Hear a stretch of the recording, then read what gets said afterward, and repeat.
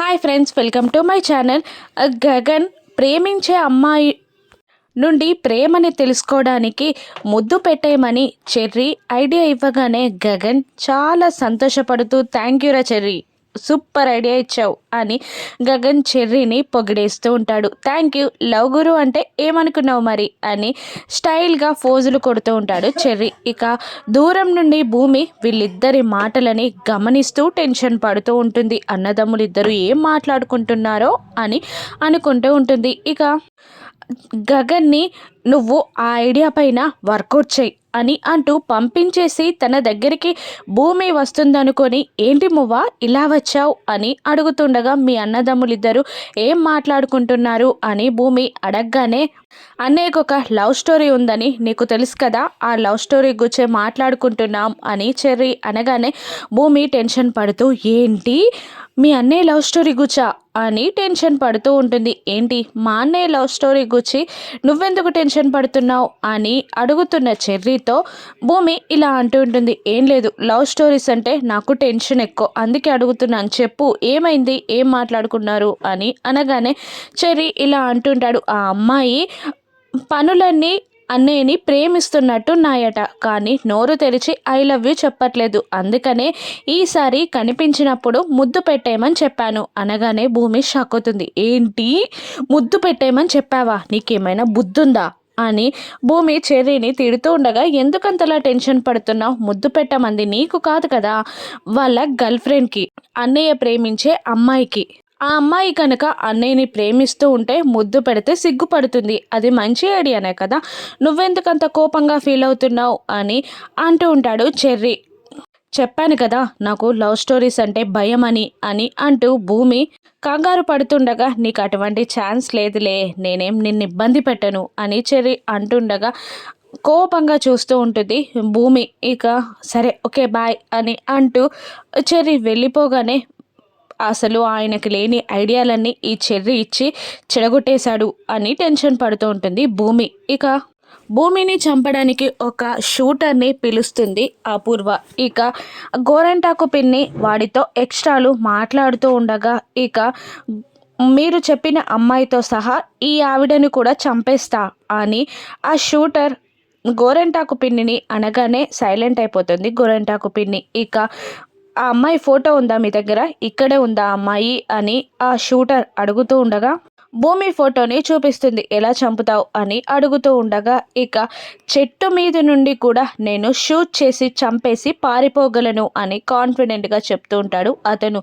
అది రిస్కీ, నువ్వు షూట్ చేసిన తర్వాత నిన్ను పట్టుకొని మక్కలిరిగే మునగాళ్ళు కూడా ఇక్కడున్నారు, అలా వద్దు, నేను పార్కింగ్ దగ్గరికి తనని ఎలాగైనా తీసుకొస్తాను, అక్కడ నుండి ఆ అమ్మాయిని తీసుకెళ్ళి దూరంగా తీసుకెళ్ళి చంపేయండి అని అపూర్వ అనగానే దానికన్నా ఇదే రిస్క్ మేడం, నా ఒక్కని వల్ల కాదు, నా వాళ్ళు కావాలి అని ఆ షూటర్ అంటుండగా ఎంతమందినైనా తీసుకొచ్చుకో, ఎంతైనా ఇస్తాను, కానీ పని కావాలి అని అపూర్వ అనగానే అలాగే మేడం, నేను పార్కింగ్ దగ్గర వెయిట్ చేస్తూ ఉంటాను, ఆ అమ్మాయిని తీసుకురండి అని అంటూ ఇంగ్లీష్లో మాట్లాడుతుండగా నీకు ఇంగ్లీష్ కూడా వచ్చా అని గోరెంటాకు పిన్ని వెటకారంగా అడుగుతుండగా నేను షూటింగ్లో పిహెచ్డి చేశాను, నా గర్ల్ ఫ్రెండ్ కోసం ఇలా పార్ట్ టైం జాబ్స్ చేస్తాను అని అంటూ అతను అక్కడి నుండి వెళ్ళిపోగానే అమ్మో మనం చాలా అప్డేట్ అవ్వాలి అని గోరెంటాకు పిన్ని అంటుంటుంది. అలా వాళ్ళిద్దరూ నడుచుకుంటూ మళ్ళీ టెంట్ దగ్గరికి వస్తూ ఉంటారు. ఇక వంట చేసిన వాటర్ని పారవేయడానికి శారద రాగానే అక్కడికి కృష్ణప్రసాద్ వచ్చి ప్రేమగా మాట్లాడుతూ ఉంటాడు. ఎన్ని రోజులైంది శారద మనం ఇలా పిక్నిక్కి వచ్చి, మనం గగన్ చిన్నప్పుడు నువ్వు నేను గగన్ ఇలా పిక్నిక్కి వచ్చి అందరం కలిసి భోజనం చేసేవాళ్ళం కదా, ఇప్పుడు మీతో కలిసి భోజనం చేయాలనుంది శారద అని కృష్ణప్రసాద్ ప్రేమగా అంటుండగా అప్పటికే కృష్ణప్రసాద్ వేలుని మీరా నోట్లో పెట్టుకోవడం చూసిన శారద కోపంతో రగిలిపోతూ ఇలా అంటుంటుంది. ఏంటి ఎక్కడ తింటారు, ఎలా తింటారు, ఇలా చాటుగా టెంట్ వెనకాలకి వచ్చి నాతో గగన్తో మీరు భోజనం చేస్తారా, అలా చేయడానికి నా కొడుకు ముందు నేను దిగజారాలా, ఆశకైనా హద్దుండాలి, మమ్మల్ని కాదని ఉన్నత కుటుంబాల్లో ఉంటే సుఖాలు అనుభవించవచ్చని మమ్మల్ని నడి రోడ్డుపై వదిలేసి వెళ్ళిపోయారు కదా, మళ్ళీ ఇక్కడికి ఎందుకు వస్తారు, ఇక్కడెందుకు భోజనం చేస్తారు అక్కడే ఉండి సుఖాలు అనుభవించవచ్చు కదా, మళ్ళీ మమ్మల్ని ఎందుకు ప్రాబ్లమ్స్లోకి లాగుతున్నారు? గగన్ చూస్తే ఏమంటాడో మీకు తెలీదా? అయినా ఏమని చెప్పొస్తారు? ఇన్నాళ్ళుగా నా కుటుంబాన్ని మీరు బాధ పెట్టడం చాలు, ఇక వాళ్ళతో కలిసుంటాను, వాళ్ళతో భోజనం చేస్తానని శరత్ చంద్రతో చెప్పొస్తారా మీరు? ఇంకా మాట్లాడకండి, ఆశలకి హద్దులుండాలి. అసలు ఇంకా ఇలా మాట్లాడి నా దృష్టిలో మీరు దిగజారిపోకండి.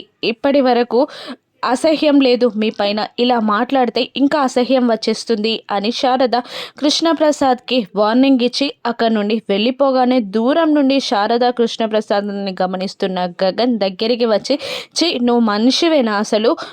నా మనిషికి ఒక మాట గొడ్డుకొక దెబ్బ అంటారు కదా, నీకు అవి రెండూ పని చేయట్లేదు. ఇన్నాళ్ళుగా నిన్ను తండ్రిగానే చూడలేదు, ఇకపై నుండి మా అమ్మకి దగ్గర అవ్వాలని చూస్తే శత్రువులా భావించాల్సి వస్తుంది అని అంటూ గగన్ కూడా వార్నింగ్ ఇచ్చి అక్కడి నుండి వెళ్ళిపోతాడు. వాళ్ళిద్దరి మాటలకి బాధపడి కన్నీళ్లతో కృష్ణప్రసాద్ గగన్ని చూస్తూ కన్నీళ్ళని తుడుచుకుంటూ ఉంటాడు.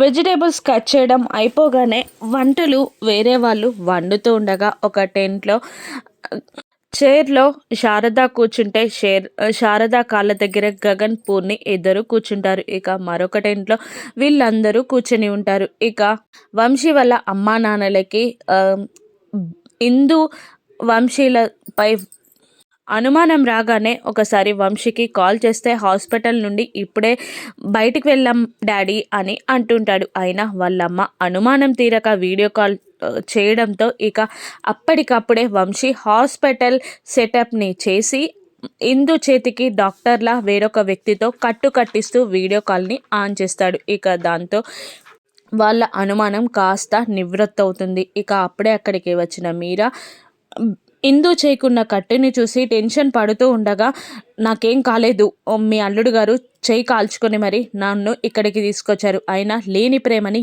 ఎందుకు ఒలకబూస్తున్నారు అని ఇందు కోపంగా అంటూ, అసలు రానన్న వాళ్ళం ఇక్కడికి ఎలా వచ్చామని ఒక్కసారైనా అడిగావా అని మీరాని తిడుతూ ఉంటుంది. ఎందుకలా అంటున్నావు? నువ్వు వచ్చిన సంతోషంలో నేను అడగలేదు, ఏమైందో చెప్పు అని అడుగుతుండగా, మీరు కట్నం ఇవ్వక నన్ను బాధ పెడుతున్నారు, నా భర్త ఆ బాధలన్నీ భరిస్తున్నాడు, అసలు ఇవ్వని వాళ్ళు కట్నం ఇస్తారని ఎందుకు చెప్పారు అని ఇందు అడుగుతుండగా, అయ్యో ఈ పని అయిపోయాక నేను వదినతో ఖచ్చితంగా మాట్లాడి తీరుతాను అని అంటూ వంశీకి రెండు చేతులెత్తి దండం పెడుతూ, నా బిడ్డకి మంచి భర్త రావాలని కోరుకున్నాను, కానీ శ్రీరామచంద్రుడు లాంటి భర్త వచ్చాడు అని వంశీని పొగిడేస్తూ ఉంటుంది మీరా. మరోవైపు అందరూ టెంట్లో డల్గా కూర్చుంటారు. ఇక అపూర్వ వాళ్ళ టెంట్లో చూసారా, ముగ్గురే డల్గా కూర్చున్నారు. ఇంకా వాళ్ళని ఉడికించడానికి మన పిల్లలతో డ్యాన్స్ పర్ఫార్మెన్స్లు చేయిస్తాను అని అపూర్వ శరచంద్ర దగ్గరికి వెళ్ళి, మనం ఆడుతూ పాడుతూ ఉండడానికి కదా ఇక్కడికి వచ్చింది, పిల్లలతో డ్యాన్స్ పర్ఫార్మెన్స్ చేపిద్దామా అని అపూర్వ శరచంద్రాని అడగగానే చెర్రీ పైకి లేచి,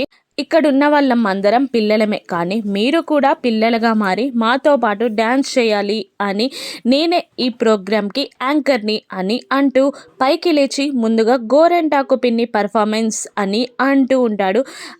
చెర్రీ వాళ్ళ ఎంజాయ్మెంట్ని చూసి గగన్ మూతి తిప్పుకుంటాడు. ఇక గోరెంటాకు పిన్ని పర్ఫార్మెన్స్ బాగా చేయడంతో అందరూ క్లాప్స్ కొడుతుంటారు. నెక్స్ట్ మన కుటుంబ పెద్ద, మన బాగోగులు చూసే వ్యక్తి, మనల్ని భయపెట్టే వ్యక్తి శరత్చంద్ర గారు ఆయన సతీమణితో అపూర్వతో కలిసి డ్యాన్స్ పర్ఫార్మెన్స్ అని చెర్రీ అనగానే వాళ్ళు షాక్ అవుతూ ఉంటారు. ఇంకా ఎవరెవరు డ్యాన్స్ చేస్తారు? గగన్, భూమి డ్యాన్స్ పోటీ పెట్టుకుంటారా? ఆ డ్యాన్స్ పోటీలో గగన్ భూమిని ఓడించగలడా? గగన్ని భూమి ఓడిస్తుందా? రాను ఎపిసోడ్స్లో చూద్దాం. Thank you for watching.